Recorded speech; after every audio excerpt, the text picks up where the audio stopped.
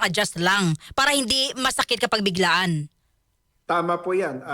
In-approve po ito last 2022 pa po. Ito Oo. na po ay pang-apat na beses. Kasi Oo. lima po, ginawa namin po, inutay-utay natin, ginawa natin into 5 tranches. At Mm-mm. ginawa po natin ay kailangan gawin ng Manila Water at Maynilad ang kanilang serbisyo at kailangan sila magkaroon ng mga proyekto. Mm-mm. At itong mga proyekto to ay pag-aaralan at i-audit ng aking opisina. Oo. Pag hindi po sila gumawa ng proyekto, hindi natin bibigay yung kanilang mga tranches. Oo. Okay, attorney, so tuloy siya. Doon muna tayo sa magkano. Depende po yan sa iyong consumption. Sa mga regular rates po sa 20 cubic meters sa mga Manila Water, ang increase po niyan ay around 29 pesos 0.86 centavos per month sa iyong water bill. Pag sa Maynila naman po ay ang increase po ay 5 pesos and 6 centavos pag ang consumption nyo po ay 20 cubic meters. Ito po ay sa mga regular na customers. Oo. Pag lifeline po kayo, kasi may lifeline Yes. customers po tayo. Ito po ay ang mga masasabi natin na low-income households. Ang increase lang po sa Maynilad ay 2 pesos and 55 centavos sa kanilang water bill if they consume less than 20 cubic meters. Mm-mm. At sa Manila Water ay 12.9 centavos po sa sa kanilang monthly water bill Mm-mm. if they are qualified po. Oo. Kailan po ito magsisimula? Kailan po namin ito makikita sa aming bill? Ito po ay effective January 1, 2026. Ibig sabihin na, attorney, January 1, makikita namin siya sa January 15 or sa January 1 makikita na namin sa bill namin. Simula po sa January 1 po, ay may epekto na. Makikita nyo na po ang epekto ng dahan-dahan. Oo, okay. Bakit po ineksakto nating January, attorney? Parang parang baka mabigatan yung ating mga kababayan. Baka sabihin na, bakit naman pagpasok ng January may dagdag kaming bayarin? Ginawa po natin to kasi para po mas madali po natin na mabantayan.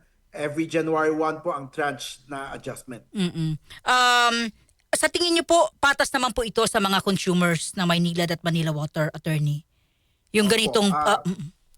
Yes, kasi po ang ni-require po natin ang both Manila Water at Maynilad magkaroon po sila ng mga proyekto para po masigurado nila ang kanilang serbisyo sa ating mga consumers. Oo. Katulad po ng Maynilad, ang non-revenue water nila, pinababa na nila. Nasa 30% na sila as of November. Dati po, nasa 44% sila sa start of the rate rebasing. Ito po ay very significant. Nearly 300 MLD was recovered by Maynilad. Oo. Manila Water naman po, the reason why malaki po ang increase nila ay gumawa po sila ng madaming proyekto para sa sewerage. Kakatapos na po ng mga proyekto nila na katulad ng Aglipay, sewage treatment plant at Hinulugan Taktak. Kaya po na-increase po ang environmental charge from 25% to 30% dahil na-deliver na po nila yung mga proyekto. At nandun po ang MWSS Regulatory Office para po ma-ensure na wala pong substandard na projects at wala pong ghost projects. Lahat po ito ay kailangan po natin talaga. These are all prudent and efficiently incurred na expenses ng Manila Water at ng Maynila. Oo. Tapos na tayo sa 5, sabi nyo, inutay-utay na pagtaas from 2022, eto na yung pinaka-last. Wala na bang susunod, attorney? Ito po ay pang-apat. Pang-apat, so meron pang another one. Yes, effective January 1, 2027. Pero Oo. hindi po yan automatic. To assure the public that kailangan po may gagawin po mga proyekto ang Manila Water at Maynilad at kailangan po maayos po ang kanilang serbisyo. Pag hindi po nila maayos ang kanilang serbisyo, pwede po natin i-withhold yung fifth tranche or any tranches pag may problema po sila at hindi po nila inayos ang kanilang serbisyo. Kasama ba dyan yung basis na maraming reklamo, attorney? Si consumer? Tama po yan. Oh. Tama po yan. Kaya po, baka hindi po natatandaan ng ating mga consumers, noong 2021, 2022, ang dami pong mga complaints. So ang ginawa po natin, no tariff adjustment until they fix things. Yung Manila Water po, naayos po nila na maaga. Yung Maynilad, na delay po na 1 taon. Kaya yung Manila Water, nakuha nila yung tariff adjustment 2023 pa lang. May nagsimula na sila ng tariff adjustment. Yung Maynilad, ang ginawa pa natin noong 2023, no tariff adjustment except for inflation until maayos po nila. Mm-mm. At awa ng Diyos, naayos naman po nila in 2024 at Mm-mm. 2025. Wala na pong problema Oo. na maayos na po ang kanilang serbisyo. Dapat inilagay natin yung prime water dito sa ano. Wala po sa amin ang jurisdiction Kaya ang nga. prime water. Oo. Pasensya na po. Kung nailagay yung prime water, di sana solve yung problema. Hanggang umiiyak yung, ay naku, ano ba yan? Anyway, attorney, 3 months pa naman daw before ang tag-init, no? So, ano may mga preparations po nyo dyan? At may mga problema ho ba? Sabi ho, yung pagbaba ng Angat Dam. Tama po yan. Kaya po dati ginagawa po lahat ito, kanilang mga proyekto ng Manila Water at Maynilad ay to prevent any water crisis. So I can assure the public na wala pong water crisis next year. Dahil nagawa po ng Manila Water at Maynilad lahat ng kanilang proyekto, lahat ng kanilang non-revenue water reduction mechanism at alternative water sources. Lahat po ay on time and on schedule. Hindi po, wala po na delay. Kaya po binigyan natin sa kanila yung kanilang fourth tranche dahil ginagawa po nila ang kanilang trabaho. Okay. Oy, tandaan natin na sabi ni attorney, inassure niya na walang water crisis next year. Wala Tama po pong, yan. hindi po kami paparadahan ng mga truck na may mga tubig, tapos magdadala kami ng timba para panlaban namin, panligo, walang ganun attorney ha.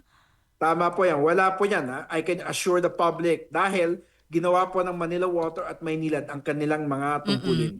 Attorney, ano pong mensahe ninyo sa ating mga kababayan sa dagdag? Tingin nila pasanin, tingin namin pasanin ngayong darating po na bagong taon. Apo.